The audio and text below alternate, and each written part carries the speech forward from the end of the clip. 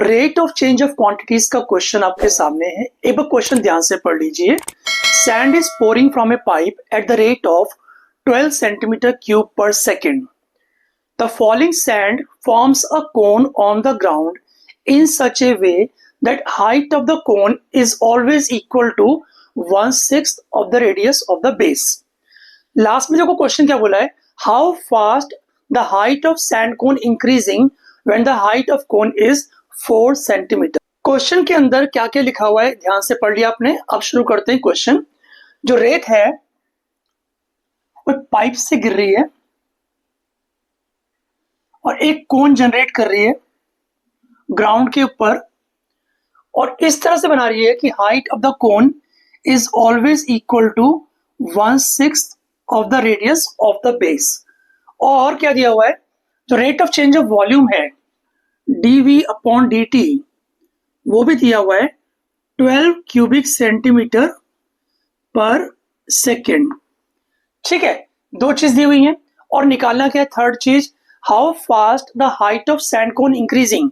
dH/dt आपको निकालना है। ध्यान से देखो, dH/dt निकालना है when the height of cone is 4 centimetre. ठीक है, फिर से एक बार पढ़ लेते हैं।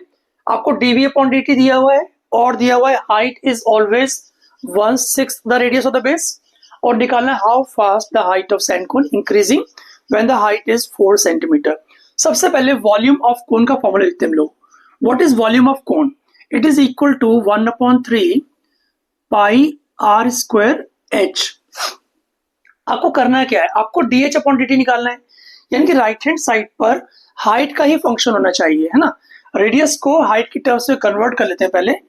v is equal to 1/3 pi r क्या है, यहां से देखो आर है 6h।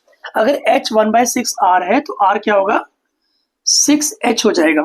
तो यहां पर 6h पुट करूंगा r की जगह, इसका स्क्वायर करेंगे इंटू h करेंगे, तो v इज इक्वल टू 1/3 पाई, ये हो गया 36 h स्क्वायर और एक h पहले से है तो h क्यूब बन जाएगा। ठीक है, v कितना आ गया 1/3 पाई 36 h क्यूब। इस 36 को 3 से काट देंगे, यहां पर जाएगा 12। तो फाइनली आपको v क्या आ गया, v आ गया 12 पाई h क्यूब। वॉल्यूम जो है h का फंक्शन बन चुका है। अब आराम से आप टाइम के रिस्पेक्ट में डिफरेंशिएट कर सकते हो।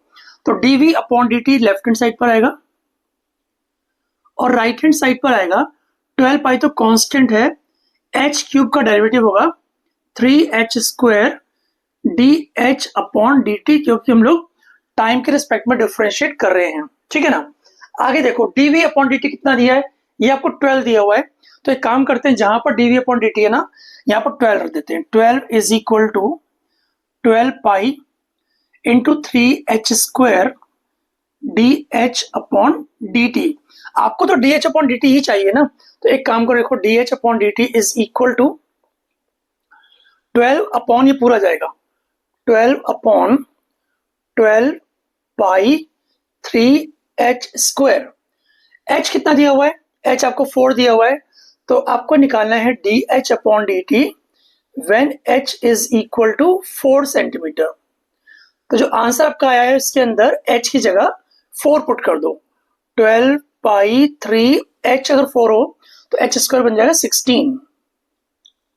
कुछ कटता तो काट दो, 12 से 12 पूरा गया तो 1 आ गया, 1/16 3 जा 48 पाई।